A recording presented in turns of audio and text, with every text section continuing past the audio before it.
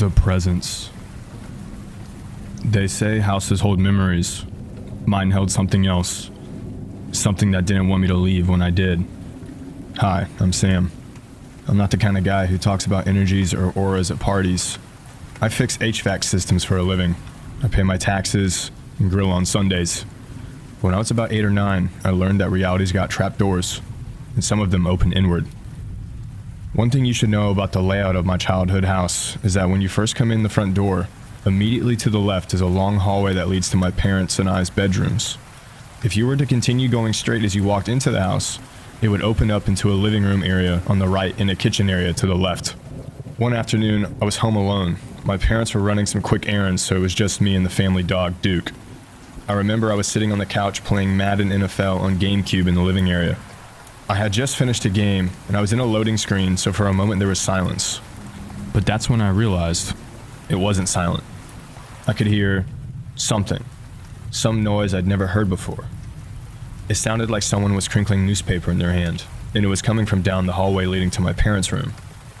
It started out quiet, and when the game sound started again, I lowered the TV volume so I could listen. I glanced at Duke, who had been previously laying down sleeping. He was now awake and looking down the hallway with wide eyes and ears up. I froze, thumb still on the controller. Then the noise became almost deafening, like static cranked to full volume. I jumped up from the couch, my shoulders tense. It was echoing down the long hall which led to my parents' bedroom. By this point, Duke had already ran over to the hallway and started barking like mad, but he did not go down the hallway, just barked like something was at the end of it. My skin prickled as I crept toward the hallway. As I peered around the corner, I could see my parents' room door half open at the end of the hallway. They left a lamp on in the corner of the room, out of my line of sight. What I saw next still raises the hairs on my arms thinking about it. At that moment, I saw a huge dark figure of a head and shoulders glide across the bedroom wall. Like a shadow, but it looked like it had some volume to it. It's hard to explain. There were no legs, just the upper portion of an abdomen, shoulders, neck, and head. At this point, I was inconsolable, and I sat out on the front steps crying with my dog until my parents came home. When they arrived, I told them what I thought I had seen, but of course they didn't really believe me. I remember thinking to myself as we walked inside, maybe it could have been a bird flying past the window. But when my parents and I went into their room, their blinds were shut, only a single lamp on. There was no way it could have been a shadow of something outside. This is just one experience I had at that house.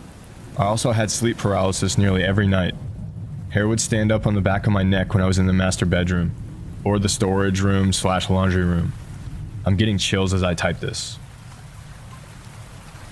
This is the most memorable sleep paralysis story I tell everyone. I was in the 5th grade when this happened. Because that house terrified me so much, I always slept with the closet light on, allowing its glow to spill through the open door and keep the shadows at bay. One night I jerked awake, drenched in sweat. I was lying on my back, blankets heaped over my chest. Only my head and neck were free. My vision swam around the room, searching for my digital alarm clock. 3:52 a.m. Panic flared when I realized how badly I needed water. I tried to sit up to get out of bed, only to discover that my arms and legs were dead weight. The blankets felt like they had been drenched in concrete. I tried to lift a hand. Nothing. Panic began to set in as my heart thundered. I quickly scanned the room, and that's when I noticed the closet light was off. Darkness swallowed the room. And then I saw him, the Hat Man. A silhouette taller than any man should be, limbs so long his hands grazed his knees. A wide-brimmed hat pulled low over a face that was nothing but featureless black. I opened my mouth to scream, but no sound came. I writhed against the invisible force pinning me down, but it was useless. My gaze locked on that empty void of a face. Where else could I look? Oh my God, there's nothing I can do, I thought. As soon as the thought had crossed my mind, the Hat Man cocked his head to the side, like a curious dog hearing a strange noise. It was like he could hear my thoughts. And then he took a single, deliberate step toward my bed. I tried to scream and kick again, but it was useless. I couldn't move. I've never felt so helpless. He reached the foot of the mattress and continued towards my head. He slid his long, ink-black fingers along the edge of my blanket as he approached. My pulse pounded in my ears. When he got right next to my head, he paused for a second and we just stared at each other for what felt like minutes. It's hard to explain, but he had facial features, but they were just black noise. Then he snapped his head back upright in an instant, faster than what seemed possible. And then he began to hinge at the waist. His face came lunging towards mine. And that's when I snapped upright, gasping, sheets tangled around me, sweat pooling on the mattress beneath me, heart pounding like I'd just run a marathon. I remember screaming and running to my parents' room where I tried to tell them what happened, but since I was still quite young, they never really believed me. In their defense, they had their own problems, loud arguments that bled through the walls, long silences that said more than words. So when I told them what I saw, what I felt, they nodded like they were listening, but I could see in their eyes, just a phase. He's a creative kid. Bullshit. I don't blame them, not entirely. We left that house in 2015 and moved into another house across town. The day we closed the front door behind us, I felt something loosen in my chest, like I could breathe again. And for a while I did. No more sleep paralysis. No more shadows in the corners of my eyes. I thought it was over, but it wasn't. It followed me. The first time, I was brushing my teeth. I heard 3 deliberate bangs at my bedroom door. Not the front door, not the bathroom. It came from inside my bedroom. I slowly approached the bedroom door and extended my hand out towards the doorknob. It took me a few seconds to pull up the courage to open the door and face what might be on the other side. I took a deep breath. I spun the doorknob and threw the door open, ready to square up with Mr. Hat. But of course, nobody. Nothing. Just an empty room. It was always small things like that at my new place. Dream catchers swaying on the wall when no windows were open. Cold spots. Real cold. Almost like stepping into a meat locker, but not quite.